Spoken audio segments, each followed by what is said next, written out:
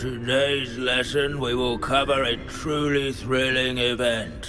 The Goblin Rebellion of 1752 and all its triumphant tragedy. But more specifically, we will address the devastating effect it had on the wizard milling industry. Throughout the many goblin battles, countless wizard cloaks were lost. Actually, we do know the number. 632. But history occurs outside the classroom. And look, it's time for my constitutional. One can practically osmose the history flowing through Hogwarts. I think the professor wants us to follow him. And now for a stroll to the bell tower entrance hall. Along with the rest of the castle, it was completed in the late early Middle Ages. The hall and the bell towers that loom above it contain myriad interesting artifacts.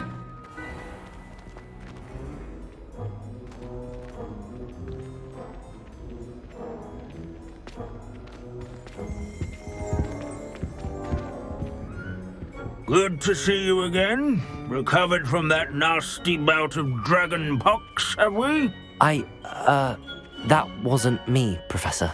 I'm new here. Are you? Well then, welcome. No doubt you're eagerly anticipating my analysis of various wizarding councils, codes, statutes, and of course, goblin rebellions. Not all goblins are rebellious. Some venture into wizarding politics, such as Eargit the Ugly. Some are talented artisans, such as Bragbor the Boastful.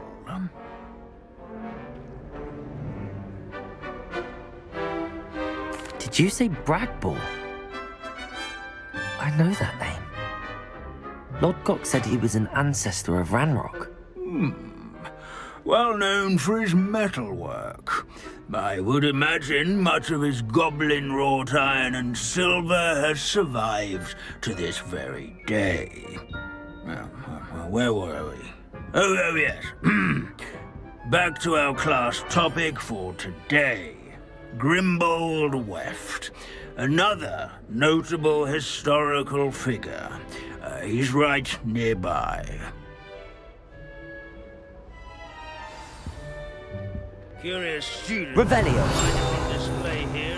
No, that's not Grimbold Weft. And that all students introduce themselves to this hero of Hogwarts.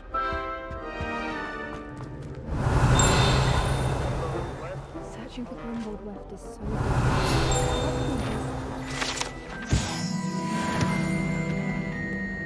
Such as sewing buttons on witches.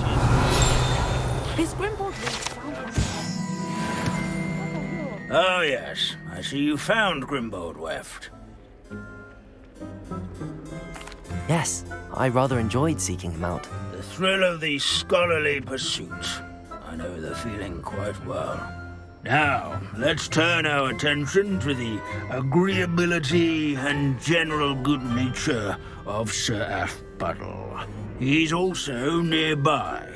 See what you can learn from him for your next assignment. Standing in eternal but symbolic watch over the bell tower is a retinue of loyal knights, or rather, statues of knights, I should clarify. Revelio.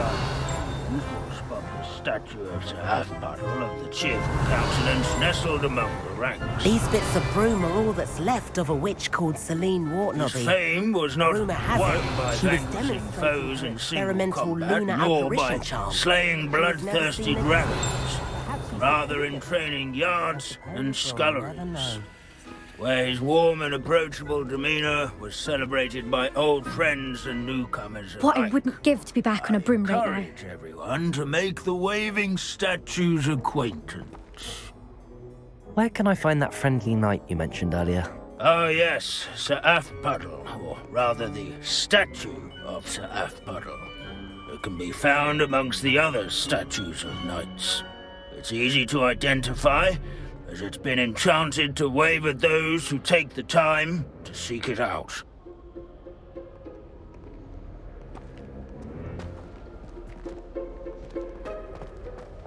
Sir Afpuddle. This is a centuries-old likeness of Pangadon. Revelio. Fearless mouse hunter and devoted study companion. People have always loved their pets. I find that comforting.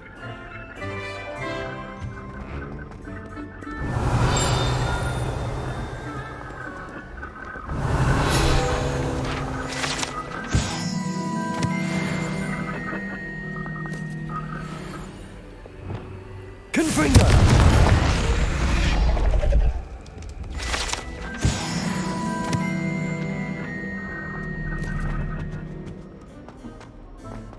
Our students often complain about the many... Professor Binns, I found the statue of Sir Afpuddle. Ah, well done. Alas, Sir Afpuddle's affability was his undoing. Died instantly trying to befriend a basilisk. Eye contact is not always to be encouraged.